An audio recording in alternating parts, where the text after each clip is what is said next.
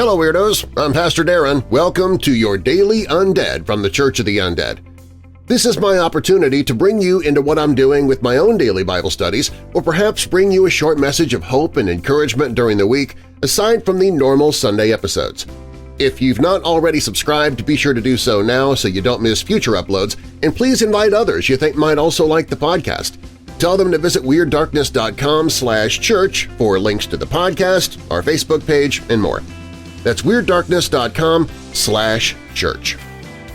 Just this morning, I started a new study in the YouVersion Bible app. It's called Reset by Deborah Valletta, a 7-day plan for building positive habits. And I was so impressed with just the first lesson that I decided I needed to jump on and share this with you. New year, new you? At the beginning of every new year, many people come up with a list of things they want to change. Some common resolutions include exercising more, saving money, losing weight, paying off debt, traveling, and spending more time with family. You might resonate with some of those goals, but yours might even run a little deeper. Wasting less time, kicking a porn habit, being less distracted and more present, having less conflict in your relationships, getting more involved in church, reading more books, or something else unique to you.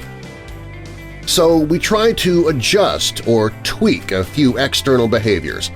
Wake up earlier, eat fewer calories, go to the gym, buy more books, and hope they trigger some sort of long-term effect.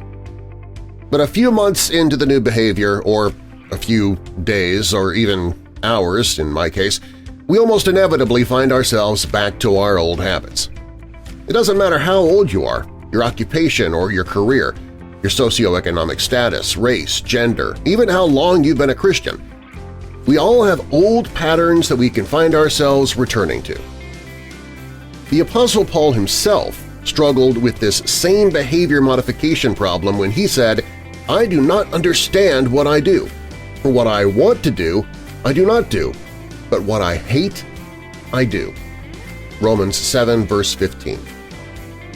We're not alone in this struggle, repeating the same patterns, drawn back into the same old cycles. Take note of Paul's phrase, "I do not understand what I do." When we don't understand why we do what we do, we'll find ourselves doing the same things again and again.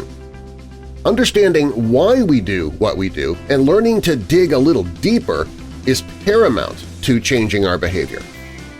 Paul addresses the Corinthian church with this same idea, reminding them that when we remove any mask or veil to get to the bottom of our behavior, then God can begin the transformation process in us.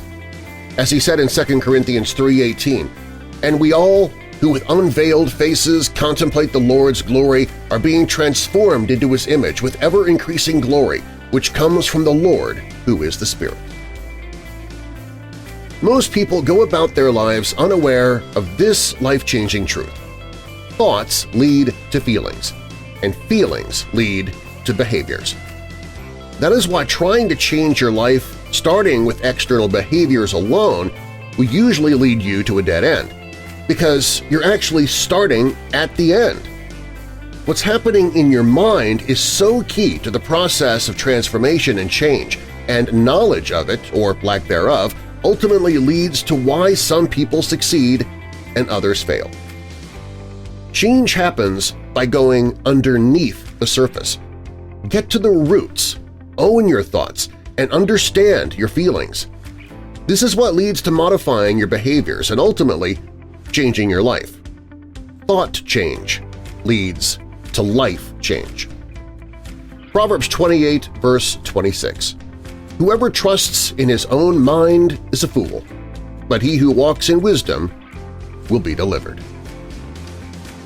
Again, the study is called Reset, a 7-day plan for building positive habits by Deborah Valletta, which I am following in the YouVersion Bible app.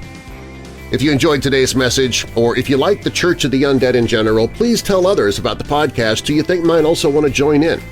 You can find links to the podcast, our Facebook page, and more at WeirdDarkness.com/church. That's WeirdDarkness.com/church. Thanks for joining me, Weirdos, and until next time, Jesus loves you, and so do I. God bless.